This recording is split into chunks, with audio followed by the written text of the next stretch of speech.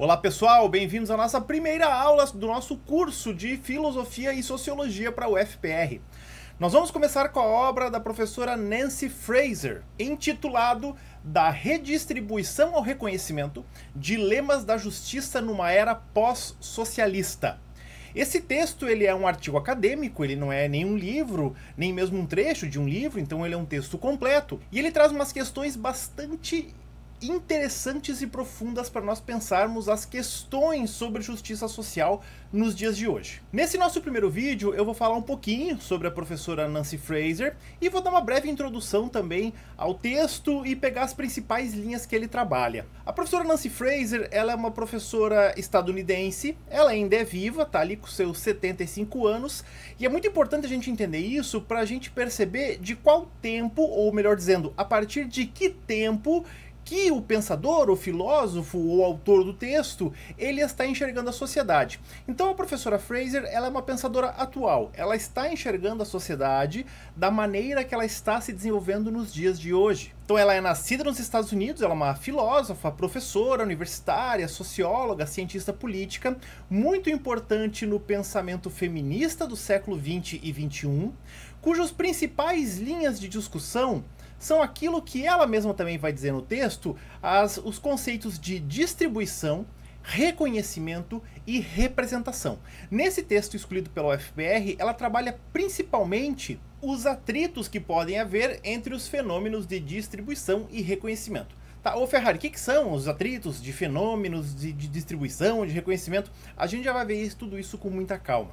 A professora Fraser, ela faz parte daquilo que nós chamamos também de teoria crítica, ou seja, ela é uma das herdeiras, ou a gente identifica o pensamento dela muito com o pensamento da escola de Frankfurt, que vai fazer uma crítica, e quando eu falo uma crítica aqui não é necessariamente uma crítica desconstrutiva, o que quer que seja, mas ela vai analisar de forma crítica as relações do mundo pós-socialista, né, ou seja, aquele mundo pós queda do Muro de Berlim, junto com as novas dinâmicas econômicas e culturais. Isso tudo vai ficar bem claro para vocês quando eu começar a explicar um pouco mais daquilo que o texto diz. Pessoal, no texto escolhido pela UFPR, a professora Nancy Fraser, ela vai nos trazer alguns elementos, então, primários para nós entendermos algumas coisas. Ela vai dizer o seguinte: hoje, para estabelecer aquilo que nós entendemos como reconhecimento das diferenças, existem os famosos conceitos pós-socialistas. Por que conceitos pós-socialistas?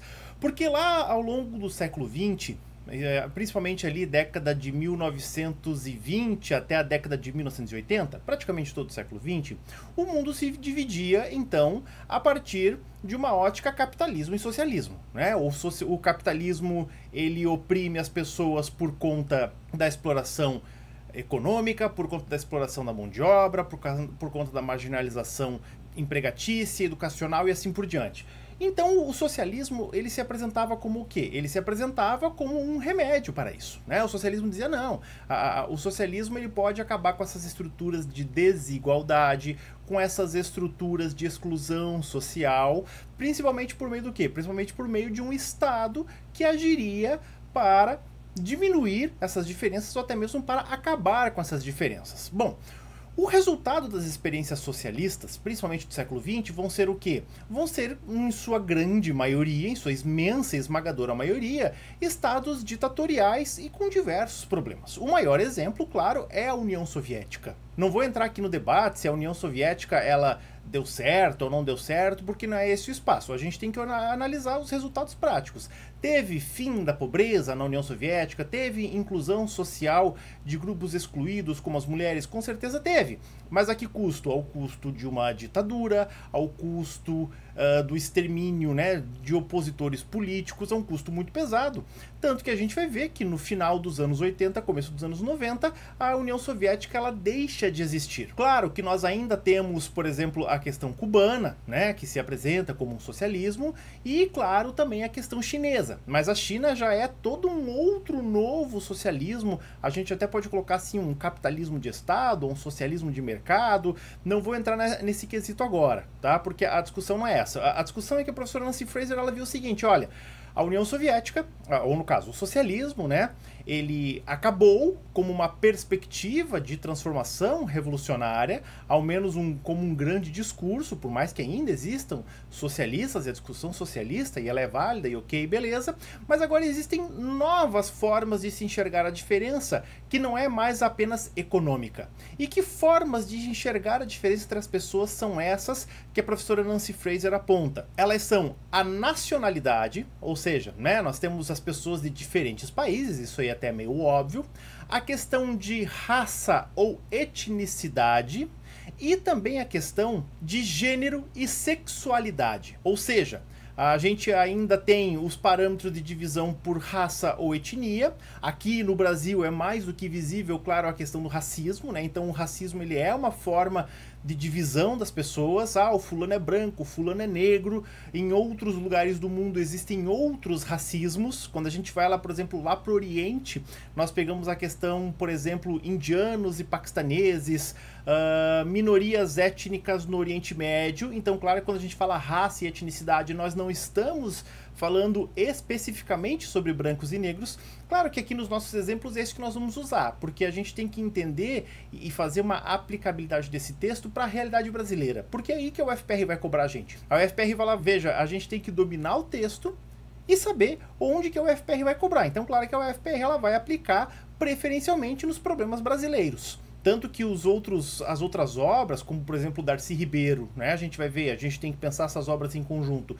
Darcy Ribeiro, na maior parte do seu texto, fala sobre a questão do racismo, do preconceito e sobre a conjugação das raças ou das etnias no Brasil. Então, etnicidade e raça é um outro componente para a gente reconhecer as diferenças sociais que existem na sociedade hoje. Além disso, existe também a questão de gênero e sexualidade. Aí isso diz respeito especialmente o quê? Especialmente a questão da minoria LGBTQIA+. Então as discussões, por exemplo, com gays, lésbicas, bissexuais, pessoas trans e diversas outras identidades sexuais, elas também têm a ver com um fator de reconhecimento das diferenças. O problema, para a professora Fraser, é o seguinte: nos dias de hoje, parece, né, dá-se a entender que as identidades de grupo, ou seja, vamos pegar lá um exemplo de minoria, as pessoas homoafetivas, ou então as pessoas negras, vou ficar aqui nos dois exemplos que ela usa, né? Muitas vezes a identidade de um grupo e a discussão da necessidade de valorização da identidade do grupo, olha, vamos reconhecer que os negros também fazem parte da sociedade, claro, vamos reconhecer que os homoafetivos também têm seus direitos sociais, com toda certeza. Mas o problema, a professora Fraser aponta, é que nessas discussões está sendo deixado de lado a questão econômica também. Olha, é importante reconhecer a identidade e os direitos culturais dos negros, dos homoafetivos, das mulheres, das lésbicas. Sim, com certeza é necessário. Mas será que isso é mais ou menos importante do que resolver problemas relacionados à pobreza? Ou será que esses dois elementos eles são opostos entre si? A professora Fraser vai dizer que nos últimos anos, desde o final da década de 1990, ou seja, nos últimos 20, 30 anos, nós vemos uma diminuição da discussão da necessidade de reformas econômicas. Os estados, as leis, as discussões, os debates centram menos na discussão da pobreza do que na discussão das identidades sociais. Então ela vai dizer o seguinte, olha, o que nós precisamos hoje em dia? E aí entra a grande corrente do pensamento dela, até se vocês estão anotando, anote aí, ó. Hoje nós precisamos de uma teoria crítica do reconhecimento. Ou seja, o reconhecimento social, ele é necessário? As minorias, elas precisam ser inclusas porque são minorias? Com toda certeza. Mas isso deve prevalecer sobre o debate econômico? Aí que a professora fala, olha, espere aí, nós temos que olhar para essa ideia do reconhecimento de uma forma crítica. Esse primeiro vídeo, gente, tá mais aí pra gente fazer uma introdução ao assunto, né? Pra gente mostrar onde que a autora, ela encontra problemas. E eu gostaria que vocês anotassem uma pergunta, que é algo pra gente pensar, que é o seguinte. Nos últimos 20 anos, vamos pegar nesse século 21, Tem havido menos debates em relação à questão da pobreza e mais debates em relação à questão das identidades sociais? Eu quero que vocês respondam isso, até para pensar no nosso encontro online, né? Eu quero que vocês respondam isso e, se possível, coloquem exemplos onde você observa isso. Tá bom, queridos? Vou dar uma pausa aqui para não ficar muito longo e vamos lá para a aula 2.